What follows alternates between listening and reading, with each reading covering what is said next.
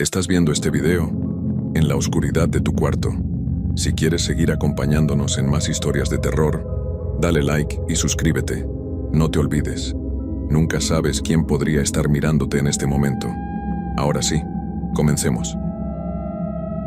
A través de los años se ha hablado de Catemaco como un lugar donde la realidad y lo sobrenatural conviven sin remedio. Las historias pasan de boca en boca, de generación en generación, y aunque muchos las tomen como simples cuentos para asustar turistas, hay quienes vivieron experiencias que les cambiaron la vida para siempre. Esta es una de esas historias, una que me tocó vivir a mí, y que me gustaría poder olvidar, pero que se quedó grabada en mi memoria como una cicatriz que nunca sana. Lo que voy a contarles no es ficción.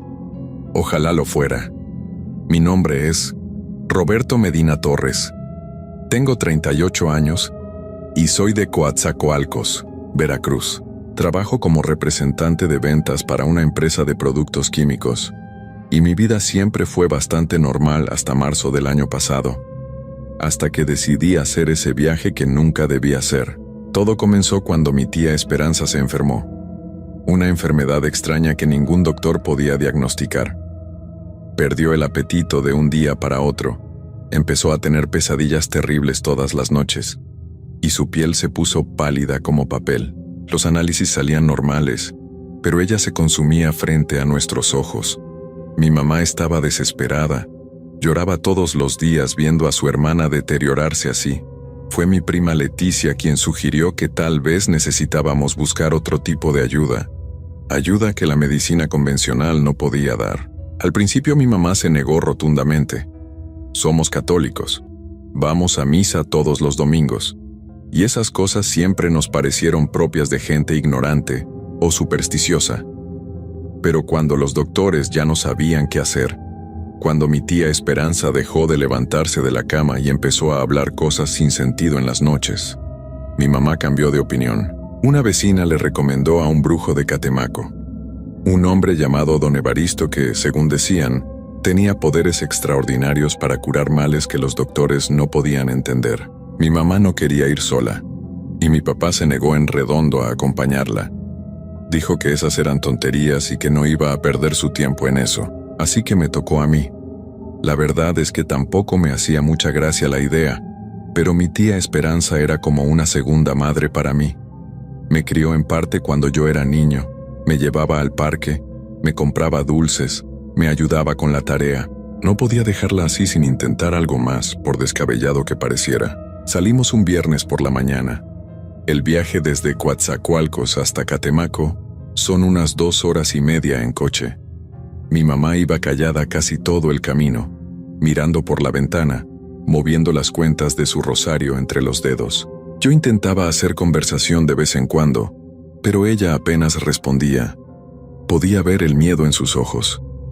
No miedo a lo desconocido, sino miedo a que esto fuera la última esperanza y que tampoco funcionara. Llegamos a Catemaco cerca del mediodía.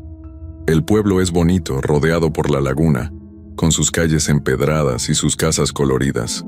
Hay muchas tiendas de artesanías, restaurantes de mariscos, y por supuesto un montón de locales que ofrecen limpias, amarres, consultas con brujos y curanderos.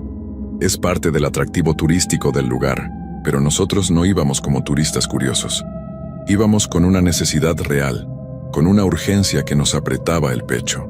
La dirección que nos habían dado estaba en las afueras del pueblo, subiendo por un camino de terracería lleno de baches. Tuve que manejar despacio para no descomponer el coche. A los lados del camino había vegetación espesa, árboles altos que bloqueaban el sol, y mientras más avanzábamos, más oscuro se ponía todo a pesar de ser pleno día. El GPS del celular dejó de funcionar después de un rato. No había señal. Mi mamá sacó el papel donde había anotado las indicaciones y me iba guiando por los puntos de referencia que le habían dado. Un árbol caído, una cerca de alambre, una casa abandonada con el techo hundido. Finalmente llegamos a una construcción pequeña, humilde, hecha de bloques de cemento sin pintar. Tenía un techo de lámina oxidada y una puerta de madera que parecía a punto de caerse. No había ningún letrero, nada que indicara que ahí vivía alguien, mucho menos un brujo famoso. Por un momento pensé que nos habían dado mal las indicaciones, pero mi mamá bajó del coche con determinación y tocó la puerta. Nadie respondió. Tocó otra vez, más fuerte. Esperamos. El silencio del lugar era inquietante. No se escuchaban pájaros, ni insectos, ni el viento. Nada. Como si ese pedazo de monte estuviera completamente muerto. Estaba a punto de sugerirle a mi mamá que nos fuéramos cuando la puerta se abrió lentamente, rechinando en sus bisagras oxidadas. La persona que apareció en el umbral no era para nada lo que yo esperaba. Había imaginado a un señor mayor, con sombrero, tal vez con collares y cosas místicas. Pero don Evaristo era un hombre que aparentaba unos 60 años, delgado, de estatura media, con el cabello completamente blanco y amarrado en una coleta. Vestía una camisa blanca sencilla y pantalón de mezclilla. Lo único extraño en él eran sus ojos. Eran de un color gris muy claro, casi transparente, y cuando te miraba sentías que veía a través de ti, que leía cosas en tu interior que ni tú mismo conocías.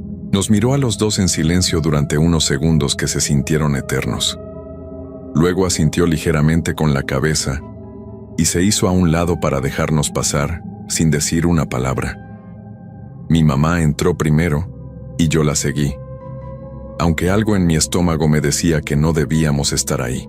El interior de la casa era oscuro. Las ventanas tenían cortinas gruesas que no dejaban pasar la luz. Había una mesa de madera en el centro de una habitación pequeña, rodeada de velas de diferentes tamaños y colores. En las paredes colgaban imágenes religiosas mezcladas con cosas que no supe identificar, cráneos pequeños de animales, atados de hierbas secas, fotografías viejas de personas que parecían mirar directamente hacia ti sin importar desde qué ángulo las vieras. El olor era penetrante, una mezcla de incienso, copal y algo más que no logré reconocer pero que me revolvió el estómago. Don Evaristo nos indicó con un gesto que nos sentáramos. Había 2 sillas frente a la mesa. Él se sentó del otro lado y finalmente habló. Su voz era baja, áspera, como si le costara trabajo sacar las palabras. ¿A quién buscan ayudar?, preguntó mirando directamente a mi mamá. Ella le explicó todo. Le habló de mi tía Esperanza, de su enfermedad inexplicable, de cómo los doctores no encontraban nada pero ella seguía empeorando. Le contó de las pesadillas, de cómo gritaba en las noches, de cómo a veces parecía hablar con personas que no estaban ahí. Don Evaristo escuchaba sin interrumpir, sin cambiar su expresión. Cuando mi mamá terminó, él cerró los ojos y se quedó así durante varios minutos. El silencio era tan denso que podía escuchar los latidos de mi propio corazón. Finalmente abrió los ojos y dijo algo que nos heló la sangre. A su hermana le hicieron un trabajo fuerte, hecho con intención de hacerle daño grave. Alguien que la odia mucho, alguien cercano, y está funcionando. Si no se hace algo pronto, su hermana no va a durar mucho tiempo más. Mi mamá se llevó las manos a la boca, ahogando un sollozo. Yo sentí una rabia inmediata. ¿Cómo podía este hombre decir algo así? ¿Cómo se atrevía a darle falsas esperanzas o a asustarla más de lo que ya estaba? Estuve a punto de levantarme y sacarla de ahí, pero algo en la mirada de don Evaristo me detuvo. Había una certeza en sus ojos que me inquietó profundamente. ¿Quién le haría algo así?, preguntó mi mamá entre lágrimas. ¿Quién la odia tanto? Don Evaristo negó con la cabeza lentamente. Eso no puedo decírselo, pero puedo intentar deshacer el trabajo. Puedo limpiarla y protegerla. Pero necesito algunas cosas. Y necesito que alguien vaya a un lugar específico a medianoche, esta misma noche, a dejar una ofrenda. Mi mamá no dudó ni un segundo. Lo que sea, haré lo que sea. Don Evaristo la miró y luego me miró a mí. Usted no puede ir, señora. Tiene que ir alguien más joven, alguien con fuerza. Tiene que ser él. Me señaló directamente. Sentí un escalofrío recorrerme la espalda. ¿Yo? ¿Por qué yo? Porque así tiene que ser. Las cosas tienen su orden, su forma correcta de hacerse. Si no se hace como debe ser, no funciona. Peor aún, puede salir mal y entonces el daño regresa multiplicado. Mi mamá me tomó de la mano apretándola con desesperación. Por favor, Roberto, es por tu tía, por favor. ¿Qué podía decir? ¿Cómo negarme cuando estaba ahí precisamente para ayudar? Asentí, aunque cada fibra de mi ser me gritaba que había algo profundamente equivocado en todo esto. Don Evaristo sacó un papel y un lápiz y comenzó a escribir. Anotó una lista de cosas que debía conseguir para la ofrenda. Un pollo negro vivo, una botella de aguardiente, tabaco, flores de cempasúchil, 3 veladoras rojas, un cuchillo nuevo que nadie hubiera usado, y una fotografía de mi tía Esperanza. Luego escribió las indicaciones de cómo llegar al lugar donde debía dejar todo esto. Era en el monte, lejos del pueblo, junto a una ceiba grande que estaba marcada con una cruz roja. Tiene que llegar exactamente a las 12 de la noche, dijo mirándome fijamente. Ni un minuto antes, ni un minuto después. Deja todo junto al árbol. Enciende las veladoras.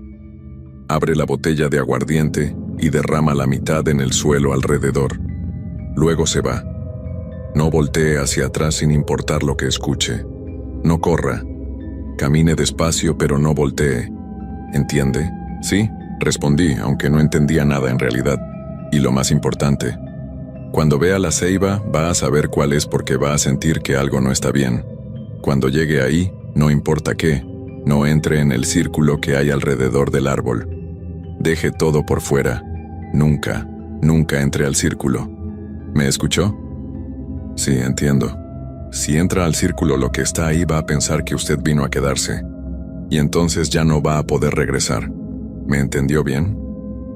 Tragué saliva. Sí. Don Evaristo nos dio las indicaciones de dónde conseguir las cosas que necesitaba. Algunas podíamos comprarlas en el mercado del pueblo, otras en lugares específicos que él nos indicó. Nos cobró una cantidad considerable de dinero por adelantado. Mi mamá pagó sin regatear. Antes de irnos, él me agarró del brazo con una fuerza sorprendente para alguien de su constitución. Usted tiene un poco de sensibilidad, me dijo. Puede ver cosas. No lo ha desarrollado, pero está ahí. Por eso lo elegí a usted y no a ella. Pero eso también significa que esta noche va a ser difícil para usted. Va a ver y va a escuchar. No haga caso. No es real lo que vea ahí. Bueno, es real, pero no puede tocarlo si usted no lo permite. ¿Entiende la diferencia? No entendía nada, pero asentí de nuevo. Quería salir de esa casa lo más rápido posible. Pasamos el resto de la tarde consiguiendo todo lo de la lista. El pollo negro fue lo más difícil de encontrar.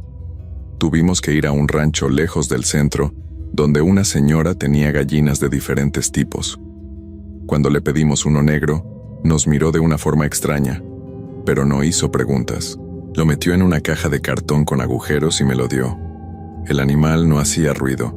Se quedaba quieto dentro de la caja, lo cual me pareció raro. Los pollos suelen ser escandalosos. Conseguimos todo lo demás sin mayor problema. Para cuando terminamos ya eran casi las 7 de la noche. Comimos algo en un restaurante del centro, aunque yo apenas pude probar bocado. Mi mamá tampoco comió mucho. Estaba nerviosa, dándome indicaciones una y otra vez sobre lo que tenía que hacer. Aunque yo ya me había aprendido de memoria cada detalle, decidimos buscar un hotel para pasar la noche. No tenía sentido regresar a Coatzacoalcos y volver. Además, yo tenía que estar en ese lugar a la medianoche exacta. Encontramos un hotel modesto cerca del centro. Mi mamá quiso quedarse despierta conmigo hasta que fuera hora de irme, pero le dije que descansara. Ella se veía agotada de tanto estrés. Me quedé solo en mi habitación, viendo el reloj avanzar lentamente. Revisé el mapa una y otra vez. El lugar quedaba a unos 20 minutos del hotel según el GPS. Aunque no sabía si la señal iba a funcionar una vez que me alejara del pueblo, estudié las indicaciones escritas que don Evaristo me había dado. Tenía que tomar la carretera hacia el norte, luego buscar un camino de terracería después de un puente pequeño. Seguir ese camino unos 3 kilómetros hasta ver una formación de rocas grandes. Ahí estacionar el coche y caminar hacia el este durante unos 10 minutos. La ceiba era grande y la iba a ver aunque estuviera oscuro. A las 11:20 de la noche salí del hotel sin hacer ruido. El pueblo estaba tranquilo. Había poca gente en las calles. Subí al coche con todas las cosas que había comprado. La caja con el pollo en el asiento del copiloto, el resto en el asiento de atrás. Arranqué y salí hacia la carretera. La noche estaba oscura. No había luna. Las nubes tapaban las estrellas. Encendí las luces altas del coche y me concentré en la carretera. El camino estaba vacío. No me crucé con ningún otro vehículo. La radio dejó de funcionar después de unos minutos. Solo había estática. La apagué. Encontré el puente y el camino de terracería. Giré y empecé a avanzar despacio. El camino estaba en pésimas condiciones, lleno de piedras y hoyos. El coche brincaba y rechinaba. Me pregunté si no iba a quedar varado ahí. Pero seguí avanzando. No tenía opción. Vi las formaciones de rocas exactamente donde don Evaristo había dicho. Estacioné el coche y apagué el motor. El silencio fue inmediato y absoluto. Me quedé sentado unos segundos, respirando profundo, tratando de calmar los nervios. Miré el reloj del tablero. 11:42. Tenía que caminar 10 minutos, así que tenía que salir ya para llegar a tiempo. Tomé todas las cosas. El pollo en su caja, la botella de aguardiente, el tabaco, las flores, las veladoras, el cuchillo, la foto de mi tía en un sobre. Saqué mi celular para usar la linterna, pero la batería estaba muerta aunque lo había cargado completamente antes de salir. Lo intenté varias veces, pero no encendía. Sentí el primer verdadero pinchazo de pánico. Recordé que tenía una linterna pequeña en la guantera del coche. La busqué y gracias al cielo todavía funcionaba. No era muy potente, pero era mejor que nada. Cerré el coche con llave y empecé a caminar hacia el este, como me habían indicado. El monte estaba espeso. La linterna apenas iluminaba unos metros adelante. Tenía que caminar con cuidado para no tropezar con raíces o piedras. Cargaba todo con dificultad. La caja del pollo bajo un brazo, la bolsa con las otras cosas colgando del otro. El camino era más difícil de lo que pensé, y entonces empecé a escuchar cosas. Al principio pensé que eran animales, movimientos en los arbustos, ramas quebrándose. Pero luego escuché algo que me hizo detenerme en seco. Era como un susurro. Voces muy bajas, como si varias personas estuvieran hablando al mismo tiempo, pero no lograra entender las palabras. Venían de todas direcciones. Recordé lo que don Evaristo me había dicho. Va a ver y va a escuchar. No haga caso. Seguí caminando. Las voces continuaban. A veces parecía que decían mi nombre. Roberto, Roberto. Pero distorsionado, como si lo dijeran bajo el agua. Entonces vi la ceiba. Don Evaristo tenía razón. Supe inmediatamente que era el árbol correcto. Era enorme, mucho más grande que cualquier otro árbol alrededor. Su tronco era grueso, retorcido, con raíces gigantescas que sobresalían de la tierra como tentáculos. Y había algo más, algo que me hizo sentir un miedo primitivo, visceral. El árbol estaba rodeado por un círculo perfecto en el suelo. No había pasto ni plantas dentro del círculo. Solo tierra negra, compactada, como si nada pudiera crecer ahí. Y en el centro exacto, junto al tronco del árbol, había una cruz roja pintada, pero la pintura parecía fresca, como si acabaran de hacerla, aunque brillaba con una luz propia que no tenía sentido. Miré el reloj. 11:58. Llegué justo a tiempo. Me acerqué al borde del círculo, cuidando de no pisarlo. Mi corazón latía tan fuerte que podía escucharlo en mis oídos. Puse todas las cosas en el suelo, justo en el límite, sin cruzar la línea. Abrí la caja y el pollo salió, pero no se alejó. Se quedó ahí parado, completamente inmóvil, mirando hacia el árbol. Encendí las 3 veladoras rojas. La llama de cada una se puso muy alta de inmediato, como si hubiera mucho viento, aunque el aire estaba completamente quieto. Abrí la botella de aguardiente y derramé la mitad en el suelo como me habían indicado. El líquido se absorbió instantáneamente en la tierra. Puse el tabaco y las flores. Dejé el sobre con la foto de mi tía, y entonces, mientras me preparaba para irme, escuché algo que me paralizó. Era la voz de mi tía Esperanza. Clara, perfecta, como si estuviera parada junto a mí. Roberto, ayúdame, estoy aquí adentro. Por favor, ayúdame, no me dejes. Giré la cabeza hacia el árbol. Y la vi. Mi tía Esperanza estaba del otro lado del círculo. dentro, junto al tronco de la ceiba. Se veía exactamente como la recordaba de hace años, cuando todavía estaba sana. Me extendía las manos, con lágrimas corriendo por su rostro. «Por favor, Roberto, sácame de aquí, tengo miedo, me duele, ayúdame». Cada instinto en mi cuerpo me gritaba que corriera hacia ella, que la sacara de ahí. Di un paso hacia el círculo. Mi pie estaba a centímetros de cruzar la línea, pero entonces recordé las palabras de don Evaristo. «No entre al círculo. Lo que está ahí va a pensar que usted vino a quedarse». Me detuve. Miré a mi tía y vi algo que me hizo retroceder de golpe. Su sombra. Su sombra no se movía como ella. Mi tía movía los brazos, pero su sombra estaba completamente quieta. Y no era su sombra. Era la sombra de algo mucho más grande, algo con extremidades demasiado largas, demasiado delgadas. «No eres mi tía», dije en voz baja. La figura dejó de moverse. Las lágrimas desaparecieron de su rostro. Y sonrió. Pero no era la sonrisa de mi tía. Era algo horrible, con demasiados dientes, demasiado anchos. Los ojos se pusieron completamente negros. «Pudiste haberla salvado», dijo con una voz que ya no era humana. «Pero elegiste no hacerlo, ahora es tarde, demasiado tarde». Las veladoras se apagaron todas al mismo tiempo. La oscuridad fue total, solo la luz de mi linterna temblando en mi mano. Empecé a caminar hacia atrás, sin voltear completamente, como me habían dicho. Escuchaba cosas moviéndose alrededor. Respiraciones pesadas, pasos que me seguían. «No voltees», me repetía a mí mismo. «No voltees, no corras». Pero algo me tocó el hombro. Sentí dedos fríos, húmedos, presionando mi piel a través de la camisa. Grité y corrí.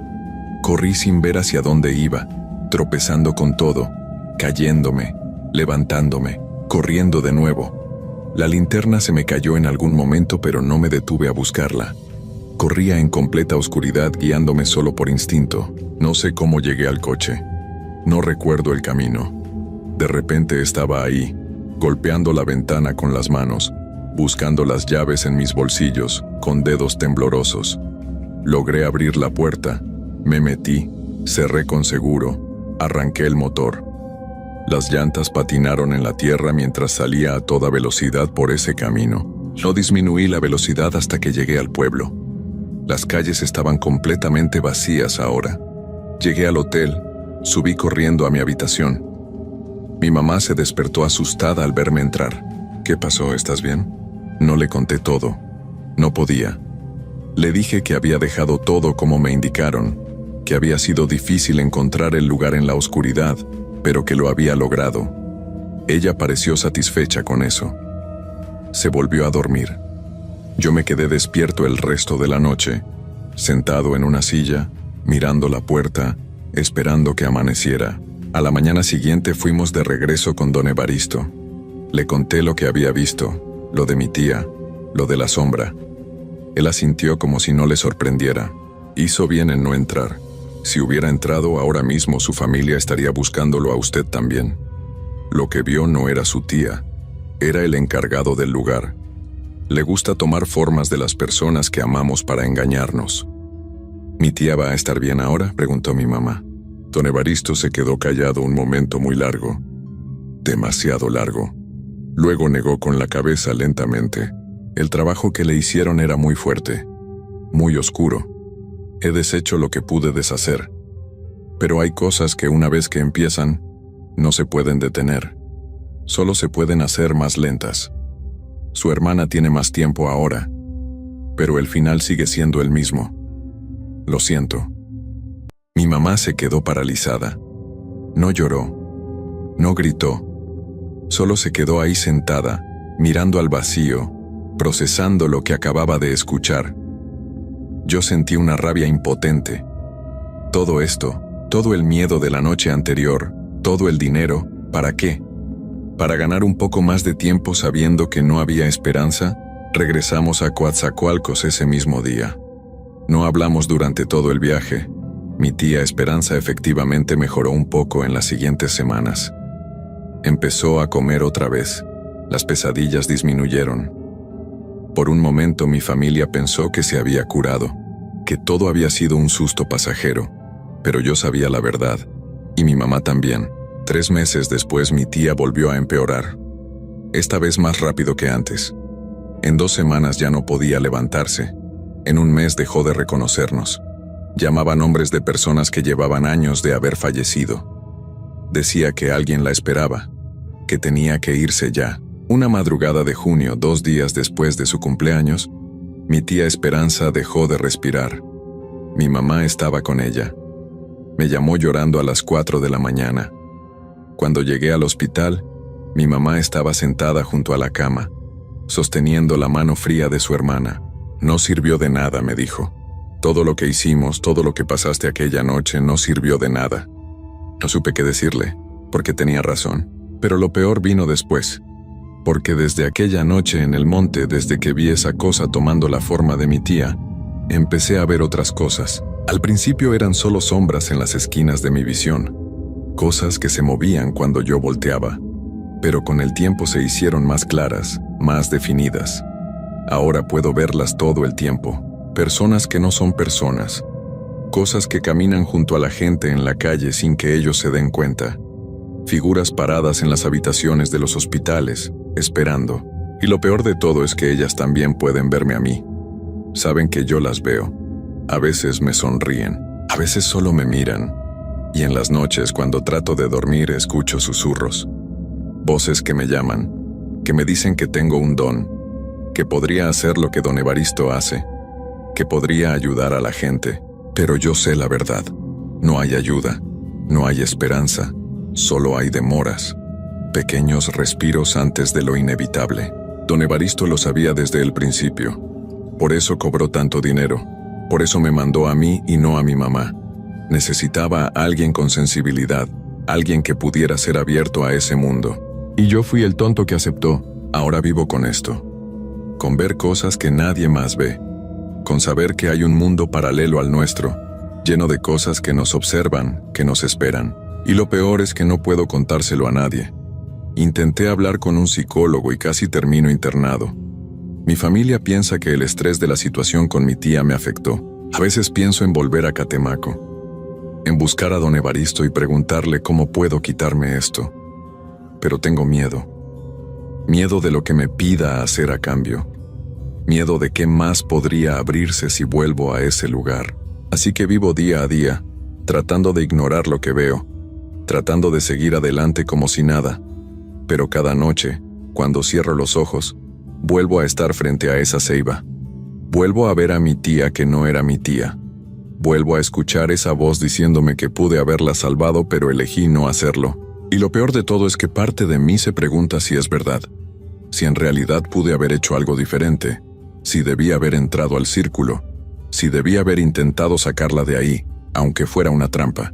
Porque ahora vivo sabiendo que no hay esperanza. Que cuando algo oscuro te marca ya no te suelta. Y que todos, absolutamente todos, tenemos algo esperándonos al final. Algo que está ahí parado en las sombras, contando los días, esperando paciente el momento en que finalmente nos lleve. Esa es mi historia. Ojalá fuera mentira.